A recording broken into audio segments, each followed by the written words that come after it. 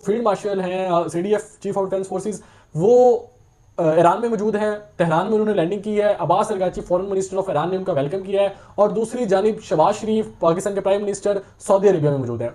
यानी कि पाकिस्तान के जो इस वक्त दो मेन ओहदे हैं, वजीर आजम वो सऊदी अरेबिया में मौजूद है और जो फील्ड मार्शल हैं वो ईरान में मौजूद हैं। तो यहाँ से आप अंदाजा लगा सकते हैं कि पाकिस्तान इस वक्त किस तरह इस पूरे ग्लोबल सिनेरियो में पुल का किरदार अदा कर रहा है। और दो जो ऐसे मुल्क जो आइडियोलॉजिकली, रिलीजियसली और इस वॉर के अंदर भी एक दूसरे के खिलाफ थे, उन दोनों में पाकिस्तान के रहनुमा इस वक्त मौजूद है। इसके साथ साथ जो वज़ीर आज़म शहबाज शरीफ का दौरा है वो एक ये मिडल ईस्ट का दौरा है, जिसमें उन्होंने 3-4 मुल्कों के दौरे करने हैं। कतर भी जाना है, उसके बाद उनका सऊदी अरेबिया में मोहम्मद बिन सलमान से भी मुलाकात है और कतर में भी है, फिर टर्की भी जाना है, उन्होंने रजब तैयब एर्दोगान से मुलाकात है।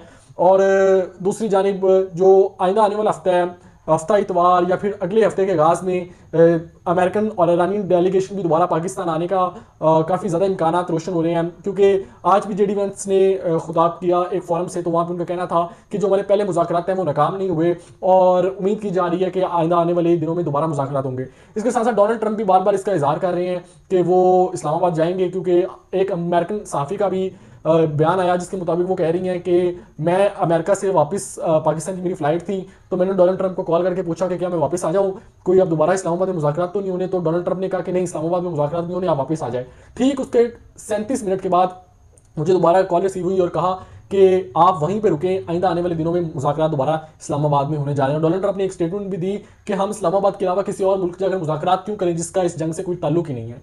तो ये शो करता है कि पाकिस्तान की क्या ज़्यादा इंपॉर्टेंस है इस जंग के दौरान। अब इसके साथ साथ अगर इन मुज़ाकरात की बात करें कहाँ पे स्टैंड कर रहे हैं, एक तो सीज़ फायर 2 हफ्तों का अभी तक जारी है, उसका आज जो है हमारे पास 8 दिन हो चुके हैं। इसके साथ साथ उम्मीद ये जाहिर की जा रही है कि इसी 6 दिनों के दौरान कोई डील हो जाएगी। और जो बॉडी लैंग्वेज और जो देखा जा रहा है हमें जानिब से दोनों पार्टीज़ की, ईरान और अमेरिका की, वो काफ़ी डाउन है। अब वो लड़ने की बात नहीं कर रहे। डोनाल्ड ट्रंप के स्टेटमेंट्स भी उठा लें तो वो भी कहीं नहीं वो कह रहे कि हम सिविलाइजेशन तबाह कर देंगे, हम मार देंगे, हम गिरा देंगे।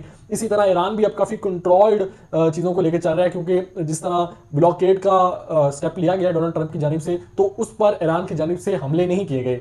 तो ये काफ़ी हैरानकुन बात है कि ईरान भी अब जो मुज़ाकरात के टेबल पर है वो मुकम्मल तौर पर अपने आप को ला चुका है। और डोनाल्ड ट्रंप तो पहले ही भीख मांग रहे थे कि उनके साथ मुज़ाकरात किए जाए। जेडी वेंस ने भी कहा कि सिर्फ न्यूक्लियर हम जो ईरान है वो एटॉमिक हथियार नहीं बना सकता, हमें सिर्फ इससे प्रॉब्लम है, बकाया हम ईरान को मुआशी पावर बना देंगे या ईरान के अवाम को खुशहाल कर देंगे।